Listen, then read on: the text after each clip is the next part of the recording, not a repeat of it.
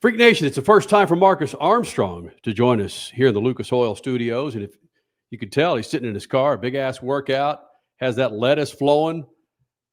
Does anybody in your family have a bald head? Because you certainly aren't headed that direction, Marcus. Well, you're wrong, actually. I feel like I am heading in that direction, slowly but surely. I'm going to try and keep that covered up for now, but I don't think I have anyone bald in my family. Not that that's a bad thing, but who knows? With the stress of motorsport, you never know what the hairline's going to do. So true. Marcus Armstrong, IndyCar Series pilot, driving for Meyer Shank Racing this year. Last year with Ganassi, then of course Dale Coyne before that. Would you give up your hair for an Indy 500 champion? Would you go bald for the rest of your life if it meant you were going to win the Indy 500?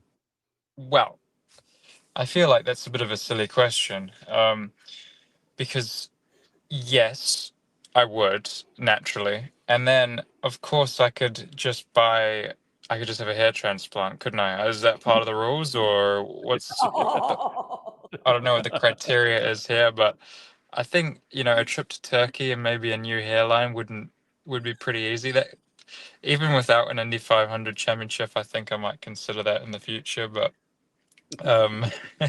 good question. But yeah, I would give up my hair. I mean, why not? Kenny, we're talking $4 million and your face on the Borg Warner. I mean, yeah, of course he'd pluck them out one by one, wouldn't you, Marcus? I mean, everybody wants to win the Indy 500. Everyone wants to win the Indy 500. I feel like you would probably do a lot more. You do worse things than cut off your hair for an Indy 500 win. I can't think of any off the top of my head, but well, Pun intended. with a bit of thought, I think I'd be willing to probably spend a week in a silent retreatment. So is that a thing? What's the thing that Aaron Rodgers did last year? He spent a week in a silent treatment thing, and no lights, nothing. I feel like I'd be willing to do that for an Indy 500. But there were a lot of drugs involved in there. A lot of Hey now. yeah, a lot of mushrooms and so forth. Ayahuasca. I mean, he is an avid ayahuasca fan, but I'm not, thankfully, as of yet, anyway. And but yeah, I'm not sure it. Yeah, there's plenty of things I would do for an Indy 500 win.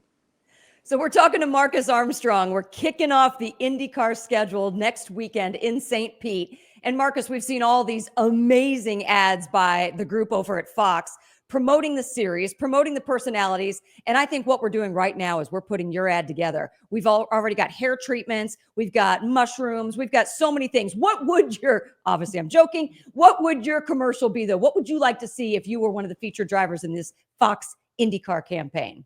I'll be honest, I didn't actually watch any of the commercials that Fox put together for those three, but honestly, I like the idea of being quite, being quite outrageous and doing something different.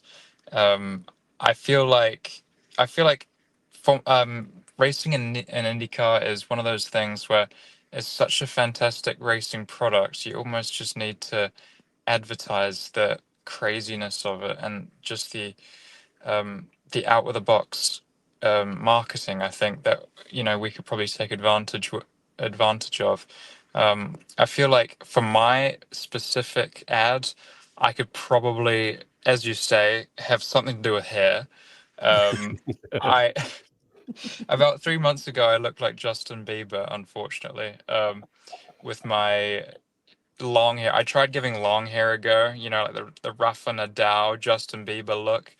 It was not a vibe. So I've reverted back to this, and I feel like potentially the ad could be somewhat about that, but I will leave that to more creative minds because I'm not too switched on when it comes to the marketing campaigns. You're a fitness addict, which is a good thing. You're a vegan, vegetarian. There's some fun things to play with here. You're just a massive athlete, and what needs to be showcased. And you're funny. To be fair, I do enjoy the fitness side of motorsport.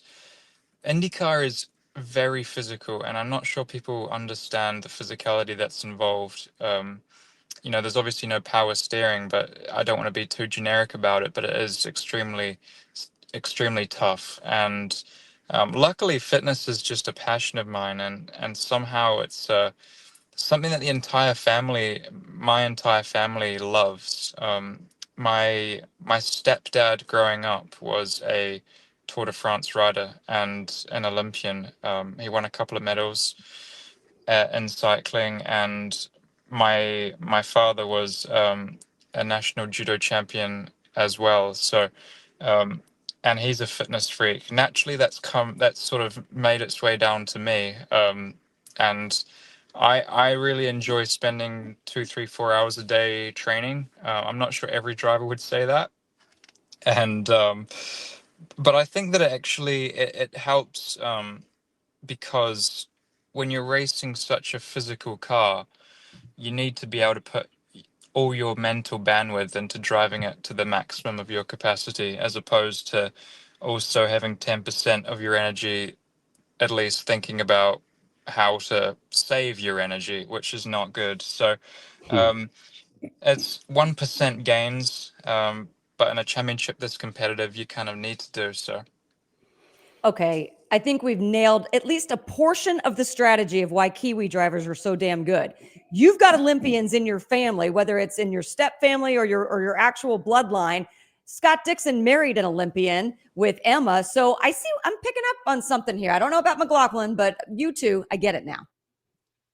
Scott is a machine, and I mean, sorry, Dixon. Let's say I don't know Scott McLaughlin quite as well, but Dixon, he's I'm not sure exactly how old he is at the moment, but you would think that he is. You'd think he's my age by his energy output anyway, and he's extremely fit. And um, I don't want to advertise it too much, but he was certainly a role model growing up, a hero, so to speak. So to see how dedicated he is to success in this championship is quite remarkable and inspirational. But there's plenty of Kiwis relative to our population. It's crazy how many Kiwis are on the international stage in sport. Not only IndyCar, but obviously motorsport in general is very well represented by Kiwis. And in saying that, if you watch the Olympics, there's Kiwis succeeding in every sport. Obviously, not to the same magnitude as the Americans, but it's cool to see such a small nation of about 5 million people doing well on the sporting stage. So I'm going to pump up our tires here and say that there's something in the water. Freak Nation, his name, Marcus Armstrong, joining us here in the Freak Nation. Let's get some things straight. Scott Dixon is 44, going on 45. He is a freaking beast. He's been coming in the Freak Nation since he's been at the Lights series or Atlantics. Yeah, what was it at the time? Indy Lights in the late 90s. He couldn't put a freaking sentence together, Armstrong. And now this dude, he could still, like he did at Sonoma, where I think he went into that final race, 5th in points, and comes out with a freaking championship. He's a freaking beast. And I would imagine that that's the go-to guy for any motorsports fiend or anybody that's driving coming out of New Zealand. That's the pinnacle for you as Scott Dixon and those championships. Absolutely. And, you obviously see it from the outside, his success. But there's a reason for it, and his longevity in the sport is pretty much unprecedented, especially when you look at other forms of motorsport. You see a small drop off in most of the older guys. Not saying that he is old, but he hasn't had any drop off at all. And seeing, just being there firsthand, sitting across the other side of the engineering table to him, and looking at his data every single day, and being privileged enough to talk to him about his approach and things like this, you sort of start to build a picture as to why he's been so successful for so long. And it is inspirational. And also being a fellow Kiwi, I perhaps my perception is a bit skewed, but I don't think there's anyone else like it in the sport. So What's funny is with Scott, no matter where he qualifies or no matter where he is in free practice or warm up or whatever, he's always going to be the guy to beat when it comes to the race. And that's a testament to his determination as well as his skill. You know, he's willing to lay it all on the line to win races and not just collect points. And no doubt we'll come around, you know, this year we'll be saying, you know, there is another Scott Dixon masterclass performance. No matter where he qualifies, he'll be racing for the win. Marcus Armstrong running for Meyer Shank Racing 2025 IndyCar Series. Of course, they get kicking in St. Pete. And a week ago, Monday, you were the fastest at Sebring. And then you hop in freaking Rosenqvist's car and then put that thing in the top 5. When you go from team to team to team, the seat, the actual fitting of that seat and the way you feel in that car, can you tell that much of a difference before you even get on the track? Yeah, so I actually jumped from my car. I was top 5 in my car in the morning, and then I jumped into his and went P1 in the afternoon. Right. So it was the other way around. But no, for sure, for sure, there are small differences, and you know, just based on his pedal position, you know, obviously we weren't prepared for the fact that he was going to be sick. So his pedal position was still in the car. His pedal position was still in the car, and obviously all of his little nuances that he prefers from a feeling point of view, they were still as they were set in the car. So I had to sort of adjust a little bit. But in saying that, the car was just fast, and it seems like a good way to start the Meyer Shank Racing, Chip Ganassi Racing partnership, I would say. The most important thing is it felt good. We can almost forget about the timesheets for the time being because Sebring is such a short track and quite unique. But from a feeling point of view, it was good. So there's nothing more you could ask for, really. Is it true that Rosenqvist has a place to put his champagne or his beer? Does he have a cup holder in the car? It's true. Yeah. He, you know, for his Peroni, or was it Heineken? I forget. I think it was Heine. Yeah, nice. Oh, well, I'm more of a Bud Light guy myself, so I'll, you know, yeah, all class. Yeah. I'd peg you as a tequila guy or a vodka guy, not beer.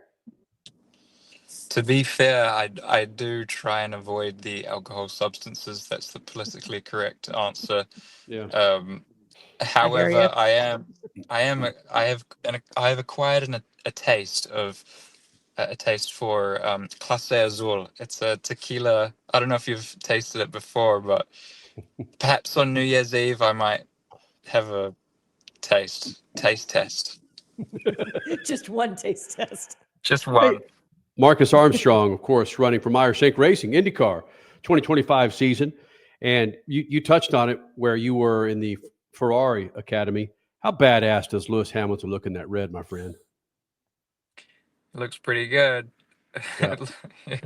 The whole thing is it's pretty special to see. And as a Ferrari fan, having grown up as a Ferrari fan and spent so many years there, it's pretty special to see the attention that they're all getting, and Lewis as well is probably gonna raise their game as well. So I'm excited for them.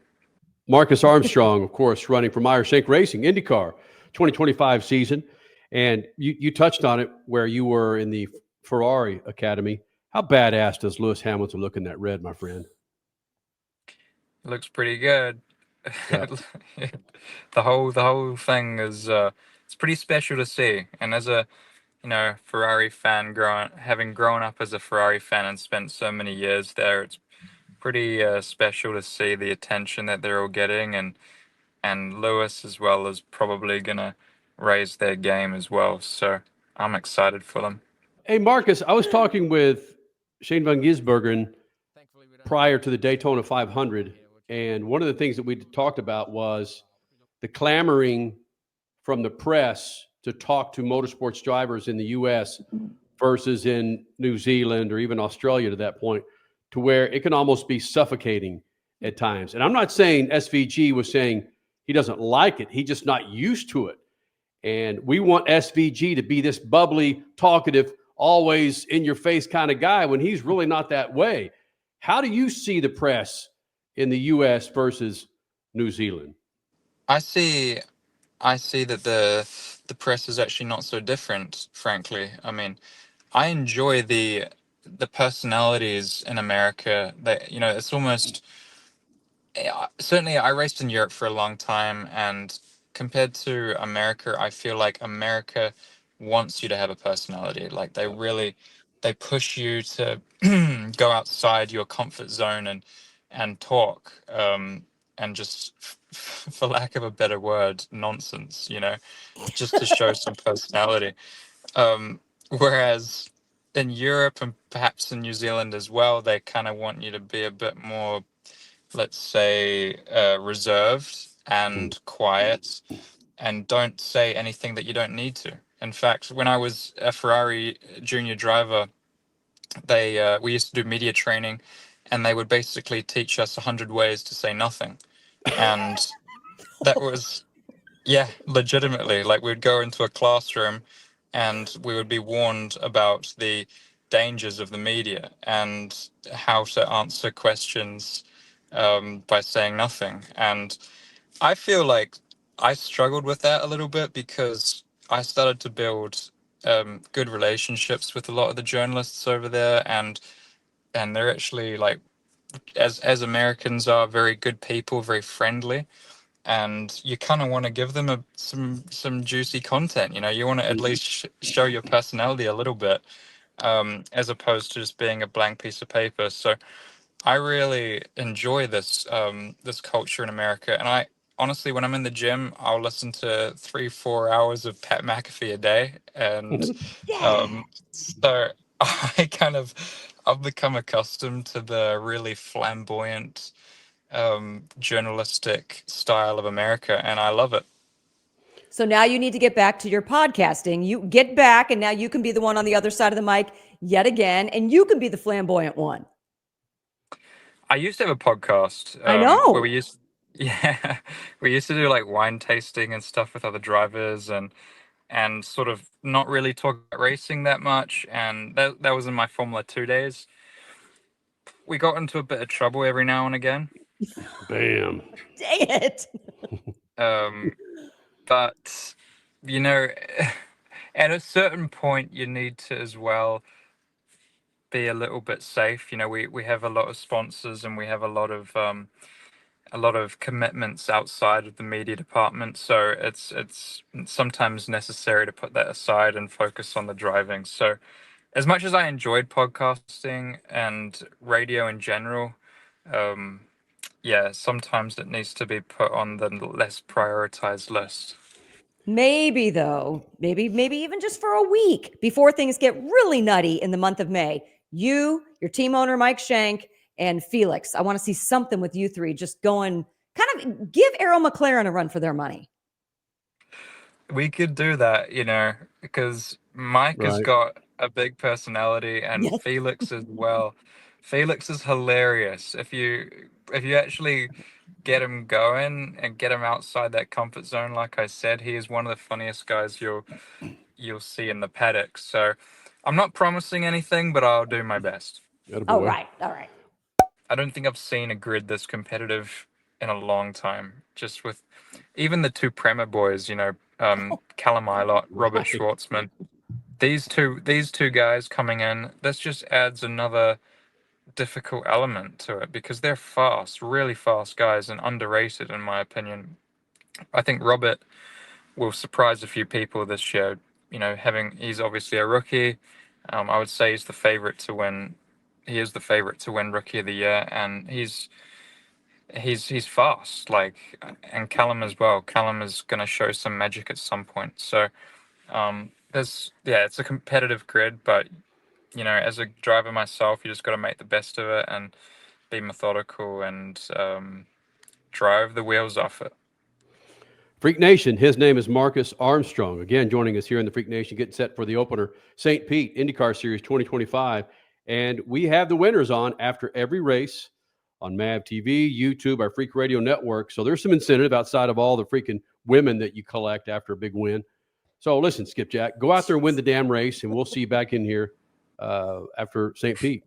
Oh, So- I mean, I hope I get invited back soon then. Oh, I boy. mean, Go we win. can, I mean, I can give you a couple of, insights onto how it actually works when you win a race. The women don't come chasing you, like you say. So Just roll with me about- on this, Marcus. Just act like it, will you? Just stay there. I'd be more than happy to come back to SpeedFreaks. That would be a pleasure. All right, buddy. Well, this has been our pleasure to have you here in the Freak Nation, Marcus. Thank you for doing this and taking time out and join us, buddy. Yes. Thank you very much for having me.